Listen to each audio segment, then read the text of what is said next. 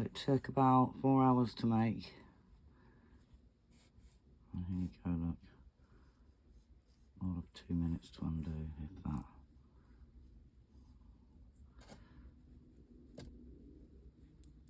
Oh, here we go. All that work. All that work.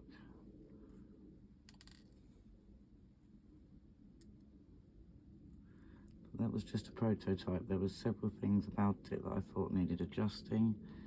In the end, you know, the little bit where the clasp was with the forward together like that, there was a slight gap where I could see thread on one of the edges where the beads were crisscrossing over. So I realised I needed to add 2 more beads to the pattern. That's why I make a prototype, to see how will it stitch up, you know. So the kind of pattern I had in my head for this there was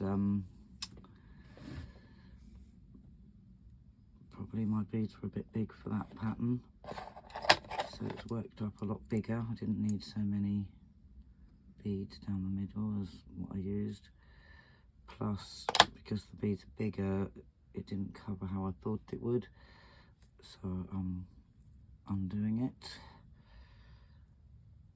which I often do. Make a prototype. Sometimes I'll spend 6 hours making a bracelet, and then when I finish it I'll see something about it that I could have done better, or that just didn't kind of fit with the, you know, the types of bead I'm using or the style, and then I have to take it all apart and redo it, and yeah, make it so it does work.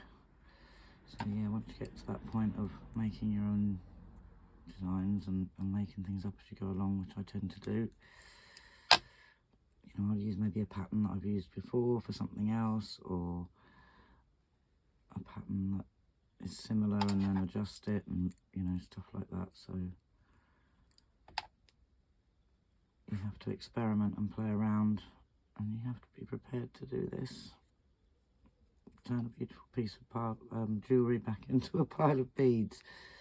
So yes, that's the one I made yesterday for my dear friend in Wyoming. Hi, I'm destroying your bracelet. What do you think? So yeah, this is all coming apart. See how quick that comes apart.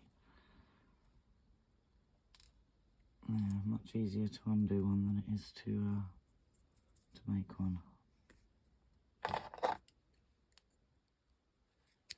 So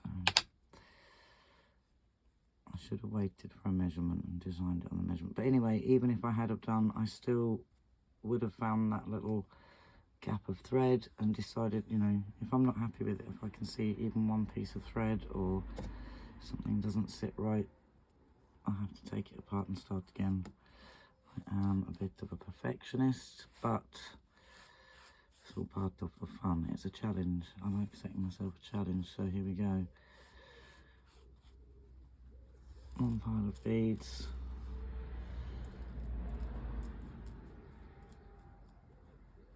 And then we'll do a little bit of hocus pocus and bam. It will be a bracelet. So there, check back with me later and I'll show you the results. Okay, so we finally finished our third attempt, that is. I undid it, remade it, and then I realised I'd made an error right at the very end.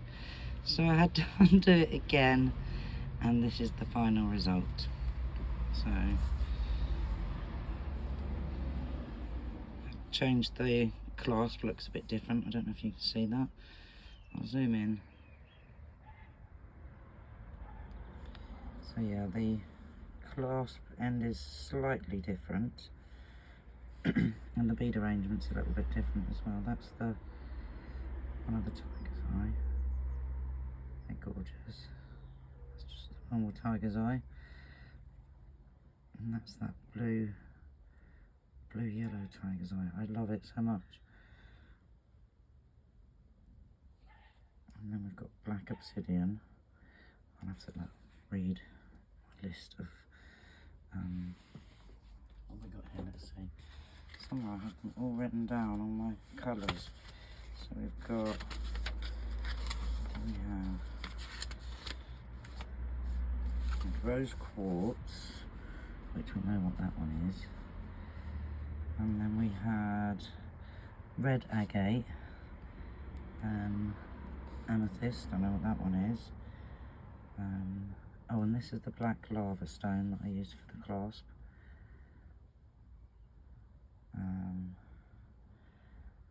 Then we've got blue sodalite, which is that one.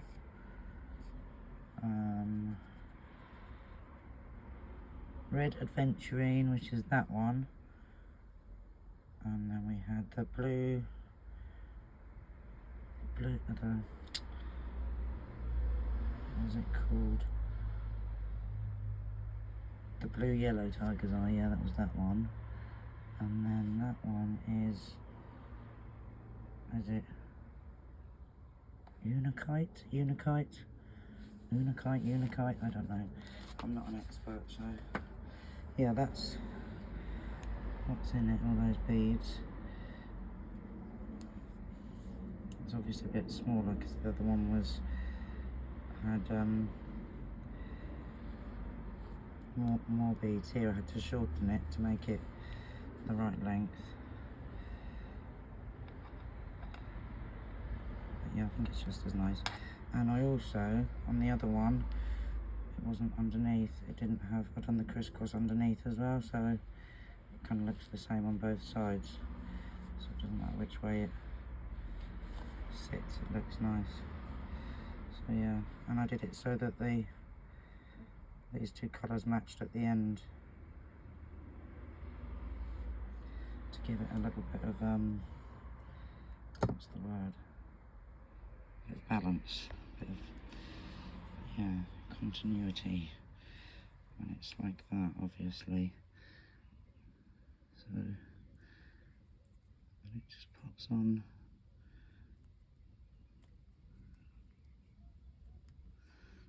Like that.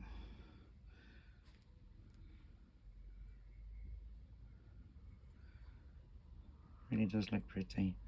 They look nicer in the sunlight, but they just look absolutely beautiful no matter what, I think.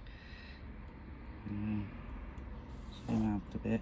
I'll show it to you on the wrist. I'll have to go outside, and if the sun shines we can see what it looks like in the daylight, because they do look gorgeous in the light.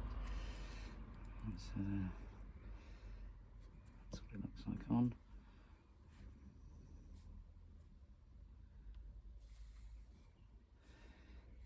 Just the right size for me. It's the perfect size for me, actually.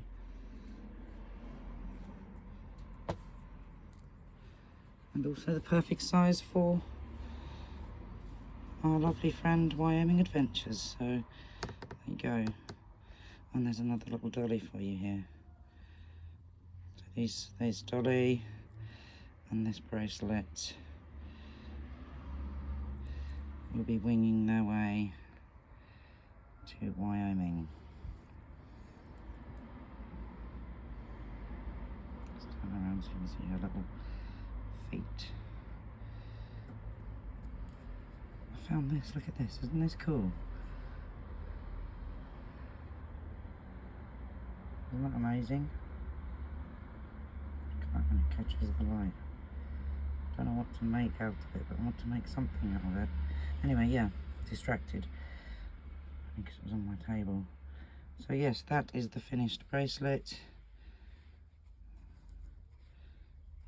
I'll get that in the post with the little dolly, and maybe another little surprise in your package. There you go. How's that? Okay guys, see you all soon. Have a great day. Happy beading. And we have to bring our work out into the sunlight, even though it's not really shining very much. It's not as bright as it was yesterday.